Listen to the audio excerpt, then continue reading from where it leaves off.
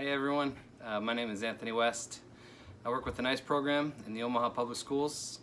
I work mainly at the elementary schools. A big shout out to my schools, the students that I work with at those schools: Liberty Elementary, Prairie Wind Elementary, Gifford Park, and Ashland Park Robbins. So at this time when we're not able to be in the schools, we thought it would be cool for the NICE teachers to put out some videos of us reading Native stories. So once a week I'm going to put out a video. It'll be a short video. We don't want to make it too long.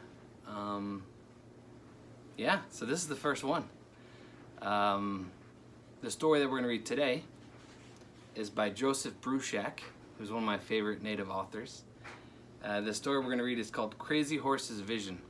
Now, this is going to be a two-parter. This will be the first part. The second half of the story will be next week, and I do have permission from the publishers of the story, Lee and Low. I want to make sure I get it right. Lee and Low Books, Inc. So we do have their permission to read this. And so all of my students out there, I hope you enjoy it. Anybody else watching, I hope you enjoy it too. And we'll get started. So, Crazy Horse's Vision by Joseph Bruchac.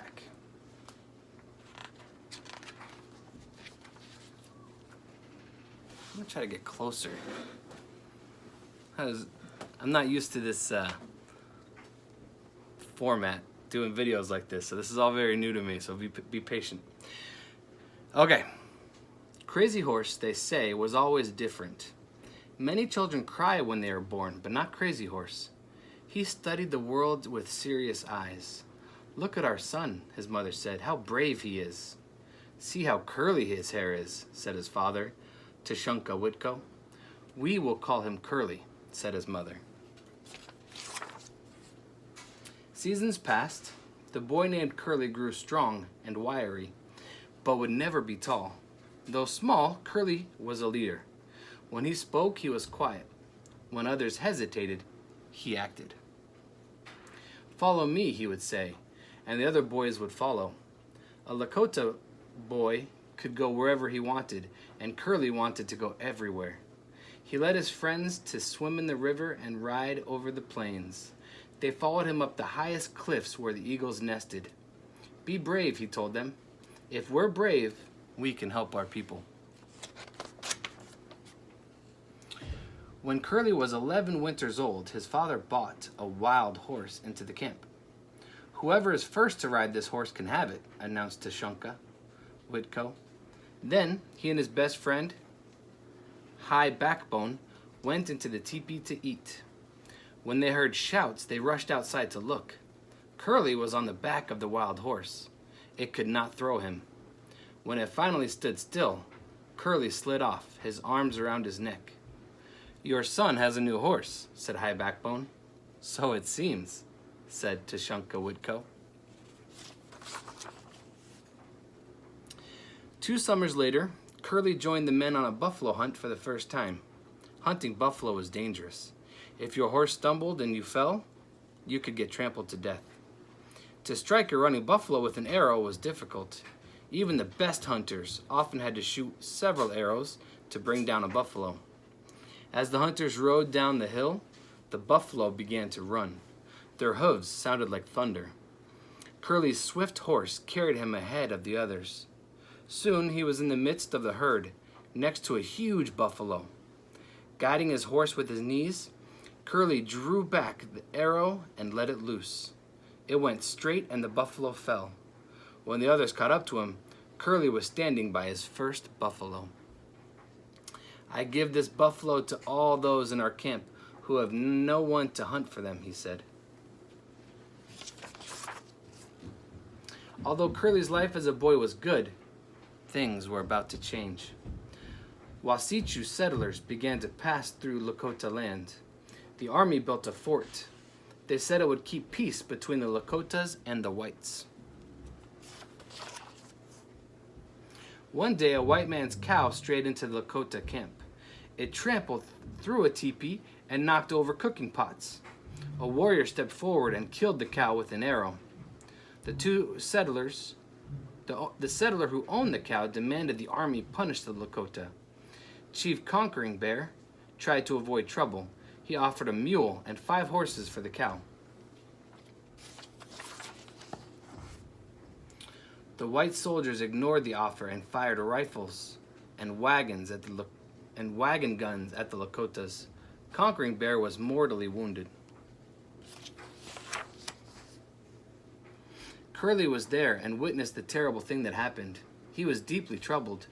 As he stood by the burial scaffolds, many thoughts went through his mind. What would happen to his people? Who would defend them? Curly decided that he needed a vision to guide him.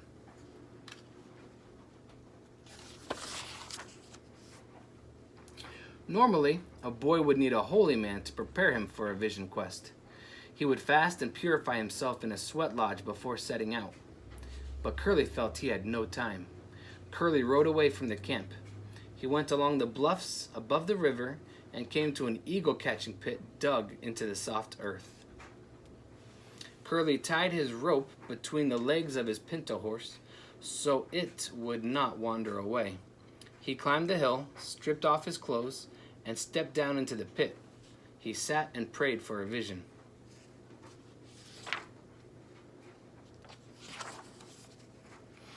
The day passed and night came. Curly Bear did not leave the pit. He prayed for strength to help his people. A second day and night passed. Without food or water, Curly Bear continued to pray.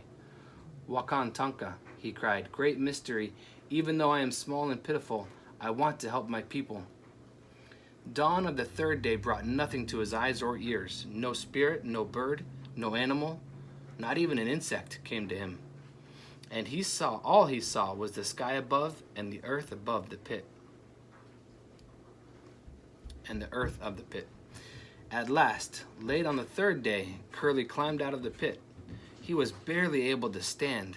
Would a vision ever come to him? Was he unworthy? He staggered downhill to where his pinto grazed near a cottonwood. Reaching the tree, he could stand no longer. Okay, we're gonna stop there. I'm gonna try to keep the videos at about 10 minutes ish. 10 minutes ish per video. So great story so far. I'm looking forward to seeing how it ends next week.